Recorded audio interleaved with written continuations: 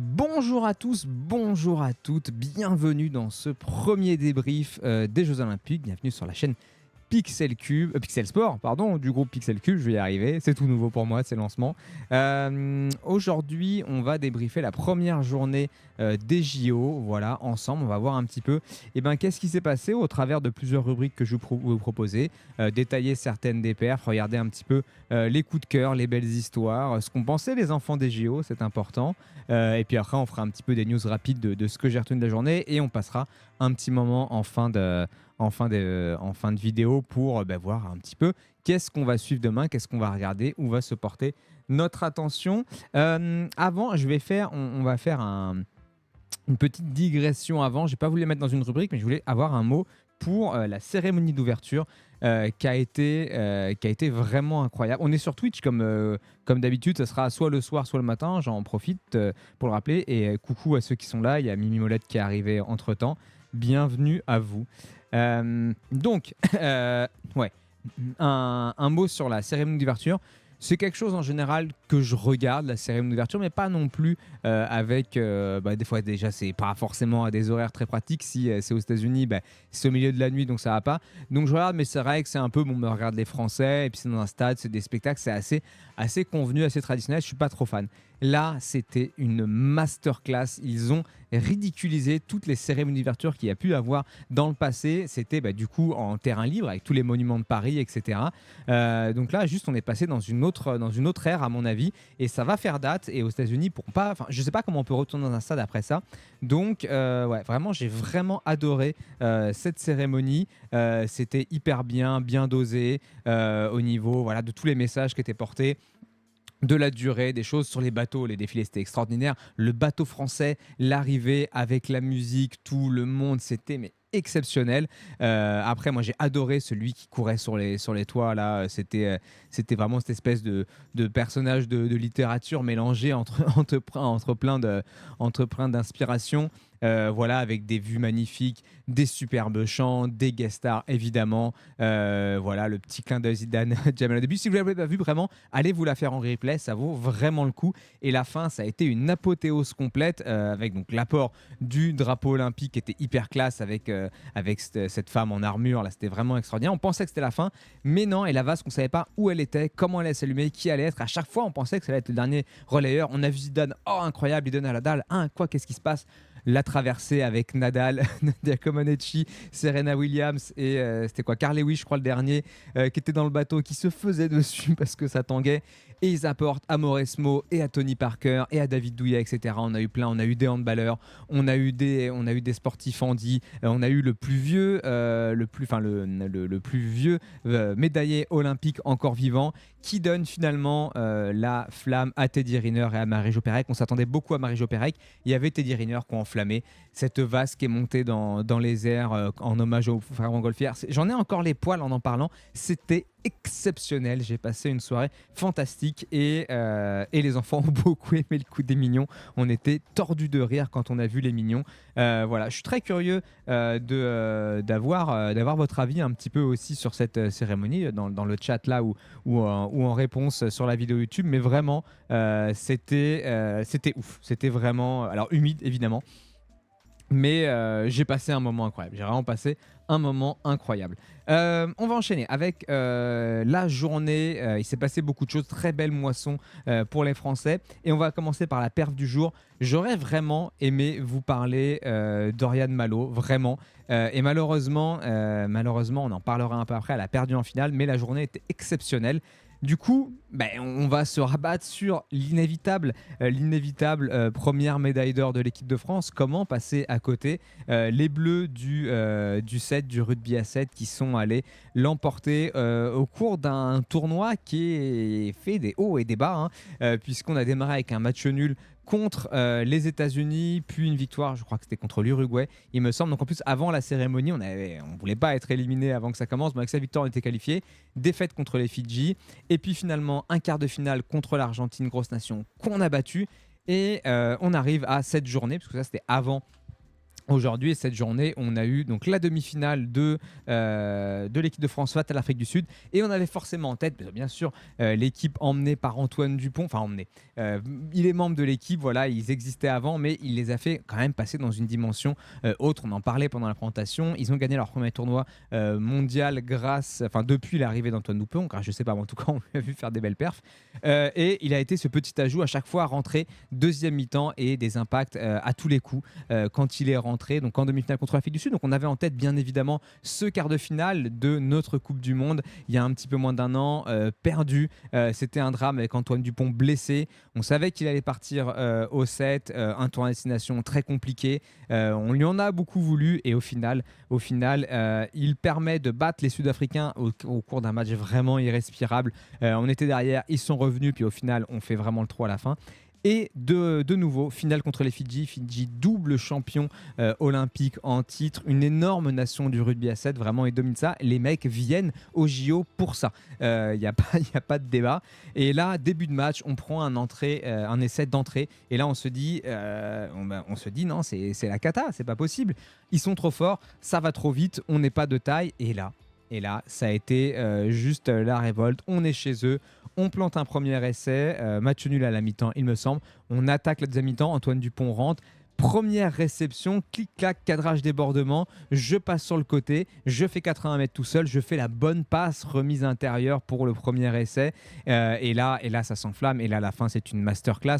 Il en remet pareil, il refait une belle percée. Et de nouveau, il marque les deux derniers essais. Il marque un premier essai et finalement le dernier, alors que le match est fini, mais c'est l'essai vraiment pour enfoncer le clou encore plus. Et c'est un titre olympique. C'était plein d'émotions exceptionnelles. On les attendait vraiment, alors qu'ils n'étaient pas forcément favoris, mais avec Antoine Dupont, l'hype, etc., on s'était dit que ça allait le faire, et ils ont assumé, et c'était pas facile à domicile. Donc voilà, comme dit Dark News, il y avait des grosses critiques suite à son départ du 15. On disait qu'il avait lâché l'équipe de France après la Coupe du Monde, qu'il ne fallait pas laisser tomber un tournoi à destination. Bien écoutez, je pense qu'on peut dire qu'il a bien fait. Moi, j'étais de ceux qui disaient à un moment, c'est des choix de carrière, il peut le faire. C'est bon, un an à mettre un peu entre parenthèses l'équipe de France, c'est pas un drame pour faire ce genre de paire. Voilà, à un moment, c'est son choix, c'est ses choix de carrière. L'équipe de France, il y a des bons demi de mêlée dans le 15 qui peuvent prendre la suite. Pas aussi bons que lui, mais on doit pouvoir faire sans. Donc vraiment, c'était les Fidji n'avaient jamais perdu de tournoi olympique, tout à fait. Oui, parce que de toute façon, ça fait que 2 Olympiades qu'il y a le 7, donc voilà. Mais vraiment, les poils, cette finale, c'était exceptionnel. Et Antoine Dupont, c'était comme me disait un collègue sur le Discord. Non, mais là, en fait, il va l'année prochaine, il fait Roland-Garros, le Tour de France, et il est aux élections présidentielles de 2027. C'est Monsieur Dupont, tout simplement. Et c'était vraiment exceptionnel à suivre. Ce tournoi très court, j'ai un petit peu de frustration sur ces matchs. 2 fois 7 minutes, c'est extrêmement court, ça va très vite. Et un côté, on rentre dedans, mais pas vraiment. Et voilà, on aurait aimé que ça dure un peu plus longtemps. Le coup de cœur des enfants. Alors écoutez, pour le coup de cœur des enfants, si je suis complètement honnête, je vous parle des mignons parce qu'ils ont juste adoré. Et au réveil ce matin, ils m'ont demandé à revoir l'épisode des mignons parce qu'ils ont vraiment adoré. Mais non, ils ont vraiment beaucoup aimé l'épée. Ils ont pas mal réclamé à revoir les scrims. Ils ont bien nommé l'intensité, etc. Et je vais faire un lien, je vais tricher. Donc leur vrai coup de cœur, c'est les mignons. Mais on va passer sur la belle histoire. La belle histoire du jour, c'est quand même Oriane Malo. Oriane Malo, donc, qui fait de l'épée en escrime, 6e mondial, et qui démarre son tournoi de façon assez compliquée, parce qu'il me semble que c'est dès le premier match, elle est menée en fait assez sèchement, puisque il me semble qu'il y a un 10-7 à un moment. Je crois, non, attends, que je ne confonds pas. Non, il y a un 13-10. Il y a un 13-10 sur ce premier match. Donc ça se joue en 15 et à l'épée. Donc c'est 3 tiers-temps de 3 minutes en escrime de façon générale. Mais en épée, c'est extrêmement tactique. On peut toucher uniquement avec la pointe et surtout tout le corps en entier. Donc c'est assez stratégique. Ça fait des matchs assez longs et des fois il ne se passe rien. Donc on va rarement au bout des 15. C'est plutôt à la fin du temps qui sonne le coup près. Donc voilà, donc le match, l'adversaire est devant, c'est une Ukrainienne, il me semble. Elle est devant, pardon, j'ai bugué, il y a mon écran qui s'est éteint en face. Elle est devant, on se dit que ça va être compliqué, elle a du mal. Il reste 45 secondes. 45 secondes, c'est compliqué. À 13-10, 3 points de retard. Il faut surtout pas faire de touches simultanées, sinon elle s'approche des 15 et c'est fini. Et là, je me souviens, il reste 35 secondes. Et je dis 35 secondes, 3 touches. On est sur une situation très compliquée. Là, les enfants sont effondrés parce que c'était un peu pris voilà, d'émotion. C'est une des premières personnes, c'est une des premières compétitions qu'on a vues. Et ils sont tombés dessus, on a vu un peu de judo. Et là, paf, l'épée, une française, voilà, le masque avec le bleu, blanc, rouge, etc. Le joli vernis bleu, blanc, rouge sur les doigts, etc. Et là, on a l'impression de se dire, mince, le premier truc qu'ils vont voir, ça va être une grosse déception. Et je leur dis, c'est compliqué. Première touche, 13-11, puis 13-12. Il reste moins de 10 secondes et elle va chercher l'ultime touche. Et là, waouh! Waouh, c'était ouf en fait, c'était ouf de voir ça, de voir cette égalisation, du coup golden score, et là golden score, elle va chercher la touche toute seule pour gagner, et c'était la folie à la maison. J'ai beaucoup crié aujourd'hui. Et rebelote, une autre manche, il me semble que c'est sur les quarts ou les demi, j'ai un petit doute là maintenant, mais de nouveau mené 2-3 touches comme ça, alors un peu moins sèchement, je crois qu'on est à 10-7, il me semble que c'est ça, et on est un peu plus loin du terme, mais elle est menée de 3 touches et elle revient 18, 19, 18 et elle finit avec un 15-10, elle lui colle un 8-0 pour finir. Voilà, les nerfs solides, costauds. Elle gagne sa demi-finale un petit peu plus facilement. Et là, donc, on est sur la finale à 21h30 face à la numéro 1 mondiale qu'elle n'a jamais battue. Et on se dit que la marche est trop haute, la petite hongkongaise, qu'elle ne va pas réussir. Et là, elle démarre 4-0, premier tiers-temps 4-0, incroyable. Fin de deuxième tiers-temps 9-6, elle ne perd qu'une touche. Autoroute et là elle lui fait une Oriane Malo, la hongkongaise, puisqu'elle revient, elle gratte et la situation vraiment alors je suis pas un gros connaisseur d'escrime, mais très surprenante en tout cas. Les deux adversaires qui temporisent, il reste 45 secondes, il y a 12 partout je crois, et elles attendent le golden score, en fait elles attendent la mort subite, elles ne font rien, elles n'attaquent plus, elles sont loin, elles veulent que ça joue sur une touche. On pourrait se dire elles tentent, voilà, et puis ça marche pas, puis j'ai encore un peu de temps. Non, toutes les deux font la stratégie de jouer sur une touche gagnante, et malheureusement dans le golden score, c'est la hongkongaise qui va passer sa touche, et donc qui va gagner. Ça reste une belle médaille d'argent pour être surtout pour être ça reste, pardon, je lis en même temps le chat, ça reste une belle médaille d'argent pour elle, et dans le tableau des médailles, mais effectivement on s'était mis à rêver un petit peu plus haut avec ce début qui était, mais juste, elle étouffait, c'était absolument dingue. Donc voilà, j'ai vraiment beaucoup aimé, et les enfants aussi ont beaucoup aimé, donc c'est mi-belle histoire, le coup de cœur des enfants. On va finir par parler un petit peu de ce qui s'est passé en vrac dans la journée. J'ai une petite vidéo à vous montrer. Alors j'avoue que je ne sais pas si elle va être strike ou pas, celle-là. C'est un point en badminton, donc il y avait du double mixte. On jouait contre une paire chinoise, et on est sur... Donc les Chinois ont gagné la première manche, et il y a 20-19 pardon, dans la deuxième manche. On peut gagner le deuxième set, c'est en 2 sets gagnants, et les faire un petit peu douter. Et là, ce point était absolument dingue. Je vous montre ça. C'était, je ne sais pas si on va la voir en entier, mais vraiment une défense de fou des deux côtés, des moments où ça passe à rien, de gagner énormément de coups. Je ne sais pas s'il n'y a pas eu une quarantaine de coups de raquette. Nous qui avons tous fait du badminton à un moment sur la plage l'été ou chez un copain, on voit très bien ce que c'est. Ça va à une vitesse folle. Regardez-moi ce sauvetage Ah mais non, je me disais, je comprends pas, mais c'est pas la France. Je me disais, c'est marrant, c'était dans l'autre sens. Et les maillots, attendez, non, c'est pas la France en face. Si, non, c'est pas du tout le bon point. C'est pas du tout le bon point. Pourtant, j'avais mis une recherche avec le badminton. Il était fou ce point. Badminton, France, Chine.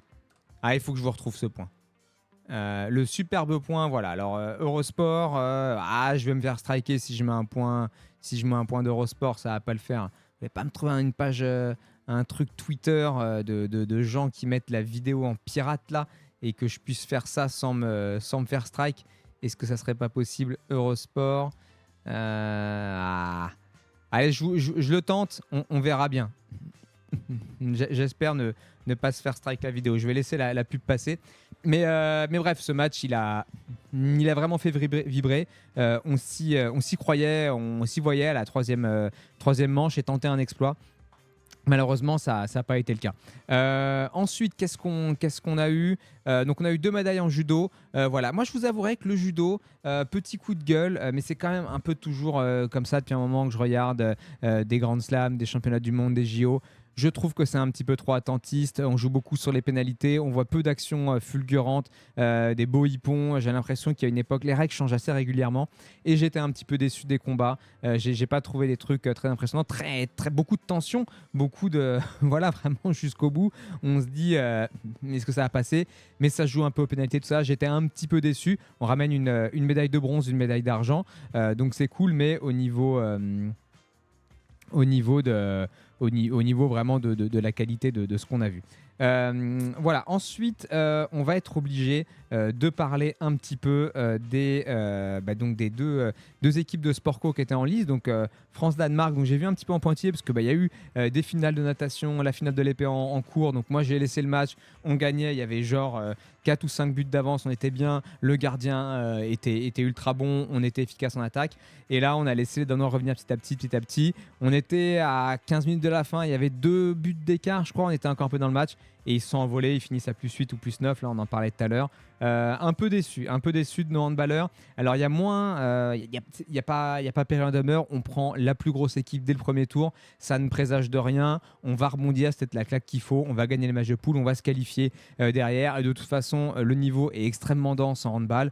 Il faut battre tout le monde. On est une équipe forte, on est dominant, on est les favoris. C'est pas comme en basket où vous verrez que la lecture est un peu différente en cas de défaite. Voilà, on perd contre une équipe très forte, pas de souci, ils vont se remettre et on les attend un petit peu plus tard. Et s'il y a une finale France-Danemark, ce match n'aura eu aucun impact. Attention quand même, il y a un gardien là, Hugo, il était pas ouf. Vincent Girard était très bon et voilà, la défense n'était pas très agressive, donc ça ne le mettait pas en confiance. Un gardien qui n'a pas une bonne défense, c'est compliqué. Mais voilà, il va falloir que tout le monde rentre un petit peu peut-être dans sa compète. Par contre, il y a plus de choses à dire sur le basket parce que bon, on a... Oh, le Grégy, ciao. Ça va? Donc, oui, le basket, poussif, très très mauvais démarrage, beaucoup de difficultés à se positionner, grosse défense, deuxième et troisième quart-temps, on a pris peu de points, donc ça c'était bien. Mais en attaque, qu'est-ce que c'est pauvre. En création, qu'est-ce que c'est pauvre. Vraiment compliqué. Là, il va falloir. Ça va, c'est le Brésil. Prochain tour, c'est le Japon. Ça devrait aussi un peu passer. Déjà, dès contre l'Allemagne, il va falloir montrer un autre visage contre les grosses équipes. On n'a pas de grosses équipes. Serbie, Canada, Australie, États-Unis. On ne les a pas dans notre pool. En dehors de l'Allemagne. Donc, il va falloir vraiment se mettre en place pour proposer autre chose dès le match contre l'Allemagne. Et puis en quart de finale, si on veut aller loin. Voilà, on prend la victoire. Salut Carbeline. On prend la victoire et tant mieux pour notre classement, tant mieux pour la qualif qui commence à sentir bon dès le premier match gagné. Mais attention, on veut vraiment voir autre chose. Batum et Wembanyama ont été impressionnants. Il va falloir que les autres aussi soient au rendez-vous et il va falloir que Rudy Gobert, il enlève ses gants de toilette. Et Tipeee en meneur, s'il vous plaît. Tu m'étonnes. Ce match, on aurait dit la saison des Spurs condensée. Ouais, un petit peu en 40 minutes. C'est exactement ça.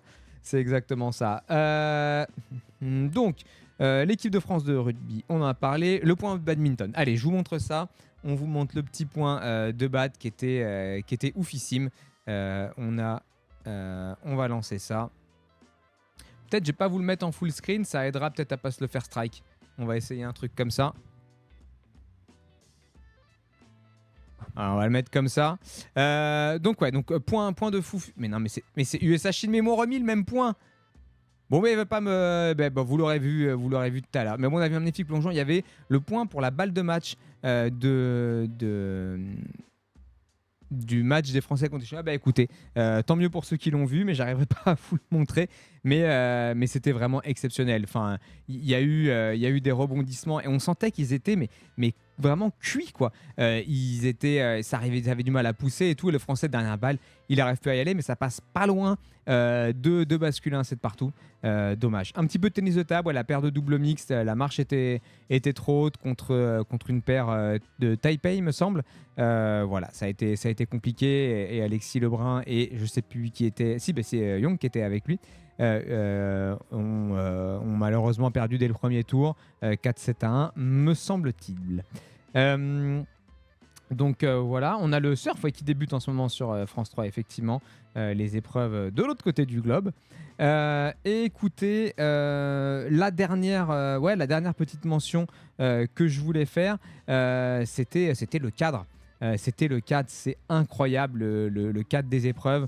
La natation avec énormément de monde, c'est juste ouf. L'escrime dans le Grand Palais, c'est ouf. Ils arrivent par une petite porte avec des magnifiques enluminures. Ils sont en haut des marches, ils font un salut, tout le monde les voit, ils descendent l'escalier, c'est hyper solennel. Mais qu'est-ce que c'est classe! Les cadres sont vraiment ouf. Et c'est que le début, on n'a pas encore vu d'autres cadres quand il y aura les sports un peu street au Trocadéro, il me semble. Ça va être vraiment couvert, des belles images. Donc franchement, on se régale à ce niveau-là. Il y a des super bâtiments et des super images. Ça rejoint un petit peu ce qu'on avait sur la cérémonie d'ouverture. C'était vraiment cool. Si quelqu'un veut partager quelque chose dans le chat, allez-y. S'il y a un petit événement que j'ai oublié, mais moi voilà, c'est ce qui m'a marqué sur cette première journée. On va parler un petit peu de la deuxième journée. Qui va arriver demain. Donc évidemment, on aura des yeux sur Léon Marchand. La natation, c'était pas ouf aujourd'hui. On avait les relais 4x100 qui sont toujours sympas à regarder. Australie chez les filles, États-Unis chez les mecs, assez largement dans les deux cas. La France un peu en retrait. Mais on va avoir Léon Marchand qui va commencer 20h30, 400 mètres 4 nages. On va faire veiller les enfants parce qu'il faut qu'ils voient ça absolument. Voilà. On va avoir en vélo le VTT et moi j'aime beaucoup ça, assez sympa à voir. On n'aura pas malheureusement Van Der Poel, il me semble, qui s'est retiré, qu'on connaît un peu parce qu'il fait de la route. Et il me semble que Peter Sagan, ça va être sa dernière compétition. Je crois qu'il finit par les VTT. Je crois que c'est là-dessus qu'il arrête sa carrière. Mais j'ai un petit doute. Comme d'habitude, on aura du judo à suivre tous les jours. Judo et escrime, c'est les épreuves sur la journée tous les jours. On aura Isora Tibus qui sera là. Donc là, c'est compliqué. Isora Tibus, je ne sais pas si vous avez suivi l'histoire, malheureusement, une histoire de dopage, mais pour lequel elle a une défense normalement assez solide. Voilà, c'est vraiment un problème de... Merde, attendez, je suis peut-être en train de confondre. Mais je crois que c'est un souci de quelque chose qui a été apporté par son mari, enfin bref.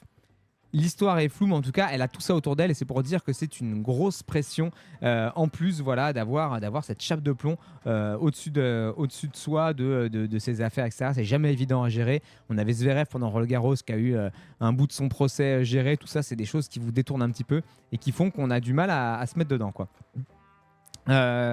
Donc voilà, Romain Canon qui avait été champion olympique en titre en épée, qui sera là demain. Donc il y en a 2 ou 3 par session. D'ailleurs, on a parlé de l'épée, donc médaille d'argent. On se donne rendez-vous pour dans quelques jours, les épreuves par équipe, où là c'est toujours aussi assez impressionnant et où on risque de pas mal perfer parce que on a eu des bonnes perfs avec toutes les Françaises. Tac, j'ai oublié quoi. Donc du badminton, de l'aviron, du handball. On a le France-Pays-Bas 21h chez les femmes qu'on va pouvoir suivre, donc comme aujourd'hui le France-Danemark. Du tir, du volley, tout ça. Ok, donc l'escrime, donc le fleuret chez les femmes et l'épée chez les hommes. On en a parlé avec les mêmes répartitions à 21h45 et 22h15 pour les finales éventuelles. Donc le judo, on a parlé, on est à la catégorie de poids inférieur, parce qu'on est moins de 66 chez les hommes, moins de 52 chez les femmes. Voilà, je vais être très honnête, je ne sais pas exactement ce qui valent ces deux joueurs. On aura un joli Serbie-États-Unis en basket. Si vous êtes fan de basket, 17h15, il faut aller regarder ça, parce que ça va être un gros match. Jokic face à l'armada américaine qui fait son entrée dans le tournoi, et ça on est très curieux de voir un petit peu ce que ça va donner. On a le début de la gym aussi, je vois ça. Et donc évidemment la natation. Attendez, je veux regarder s'il y a autre chose, que je vais finir par la natation pour vous donner un petit peu les horaires. Donc pardon, c'est les femmes demain en VTT, c'est pas les hommes. Donc Je me suis planté. Donc là, on va suivre évidemment Pauline Ferrand-Prévot, voilà, qui n'a pas eu le succès au JO qu'elle a quand elle est en épreuve sur les mondiaux, hein, où elle est assez performante. Elle est multiple championne du monde. Aux Jeux Olympiques, ça passe pas. Ça n'était pas passé avec son conjoint de l'époque, Julien Absalon, en 2016. 2021, il me semble qu'elle avait abandonné sur chute, je crois bien. Donc là, on l'attend très haut. Pauline Ferrand-Prévot est très sympa à regarder, le VTT, donc je vous le conseille si vous n'avez jamais trop vu. On a en rugby à 7 le début des poules féminines. Donc là, on va suivre France-Brésil, France-Japon. Les femmes très fortes, vice-championne olympique en titre. On va suivre ça, évidemment. Donc on finit par la natation. Je regarde un petit coup le chat, éventuellement, si j'ai raté un message. Oui, ça gagne, il est cramé. C'est un baroud d'honneur, bien sûr, bien sûr. Grand Prix de Spa. Quelle idée de coller un Grand Prix pendant les JO. Ils n'auraient pas pu le décaler. Ils font toujours une trêve en plus sur juillet-août, là. C'est bon, pendant 3 semaines, mettez pas de Grand Prix, les gars. Tout le monde s'en fiche. L'équitation à Versailles, très sympa. J'avoue, j'ai pas regardé, mais quand on parlait de 4, ça en fait partie aussi. C'est le genre de truc qui est sympa, mais on n'a pas regardé. On n'a pas regardé. Donc, on finit, je disais, par la natation. C'est la première grosse journée côté français qu'on va suivre. On a donc le 400 mètres 4 nages individuel avec Léon Marchand dès 11h15 pour les séries. Donc, on va suivre ça, même si ça devrait être une formalité, du 100 mètres d'eau. Et donc, 20h30, la finale du 400 mètres 4 nages. Premier titre, on espère, pour Léon Marchand. On va vraiment suivre ça. Mettez le réveil à 20h25 parce que la natation, ils sont à l'heure. Donc, ne vous ratez pas. Il surligne aussi le 100 mètres papillon en femme. Il me semble que c'est Wattel. J'ai mangé son prénom. J'ai mangé son prénom. Mais sur sa série qui a été qui est passée ric-rac. Elle est passée ou elle n'est pas passée, Marie Wattel? Elle n'a pas fait 9ème du coup. Je crois qu'elle n'est pas passée. Ne t'énerve pas, je suis pour rien. Et le 100 mètres brasse, on a vu les demi-finales la soir qui étaient vraiment impressionnantes. Il y a du gros, il y a du vraiment lourd avec Adam Peaty. Toujours très joli à voir, la brasse, moi je trouve, sur le 100 mètres. Ça fait vraiment des... en tant que nageur, de voir des mecs nager la brasse aussi vite, c'est toujours impressionnant. Mais voilà, une belle journée pour la natation, on espère, avec le début de Léon Marchand. Au niveau des médailles, ce sera peut-être un petit peu plus calme qu'aujourd'hui. On va voir un petit peu comment ça se passe. Il faudra voir comment ça tourne au niveau de l'escrime et du judo, qui peuvent apporter des médailles dès les premiers jours, parce que les concours sont sur une journée. Mais on va suivre. Il y a un mois de trêve quand même. Ouais, mais du coup, ils commencent le même week-end. Ouais, ils auraient pu décaler pour une fois. Écoutez, voilà, je pense qu'on a fait le tour du débrief de la journée. J'espère que ces petits débriefs ils vous plaisent. Voilà, le matin, vous l'avez au réveil, au café. Non, j'ai posté ça à 8h. On se retrouve à tous les jours. On va continuer de papoter un petit peu sur Twitch, à échanger des choses de façon plus chill. Si ça vous intéresse, passez sur Twitch au moins, ou si vous voulez, abonnez-vous à la chaîne Twitch et puis vous pouvez aller voir les replays en entier pour avoir les petits off. Et voilà, passez à tous une très bonne journée de Jeux Olympiques. Et n'oubliez pas, j'aurais dû dire ça dès le début, le concours pour gagner les magnifiques lots. Hop, le sac, il est toujours présent, il est là à gagner. Pour ça, il faut aller pronostiquer le nombre de médailles de l'équipe de France tous les jours sur le Discord. Venez participer. Il faut participer au moins à 10 journées sur les 16. Donc voilà, même si vous êtes en retard, vous pouvez continuer. Vous aurez juste 3 points de pénalité. Voilà. Passez à tous une bonne journée et à demain pour le prochain débrief.